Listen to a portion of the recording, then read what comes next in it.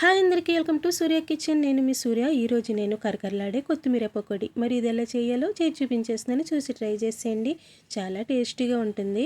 ముందుగా ఒక కట్టు కొత్తిమీర తీసుకుని ఇలా ముక్కలుగా కట్ చేసుకోవాలి. తర్వాత ఒక ఉల్లిపాయని పొడవుగా కట్ చేసుకుని ఇలా వేసుకున్నాక 2 పచ్చిమిర్చి సన్నగా కట్ చేసుకుని 1 స్పూను అల్లం వెల్లుల్లి పేస్ట్, 1 స్పూన్ కారం, 1/2 స్పూన్ పసుపు, రుచికి సరిపడా సాల్ట్, 2 స్పూన్లు శనగపిండి, 1 స్పూను వరిపిండి, కొంచెం కరివేపాకు ఇలా వేసుకున్న తర్వాత కొద్దిగా వాటర్ వేసుకుంటూ మనం గట్టి పకోడీ వేసుకుంటాం కదా, అలాగా గట్టిగా కలుపుకోవాలి.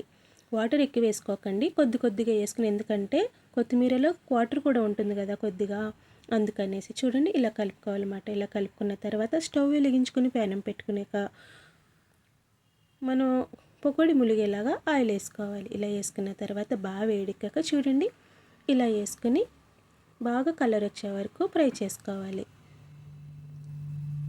చూడండి గోల్డ్ కలర్ వచ్చే వరకు బాగా ఫ్రై చేసుకోవాలి. ఇలా చేసుకున్న తర్వాత ఒక ప్లేట్లో తీసుకోవాలి.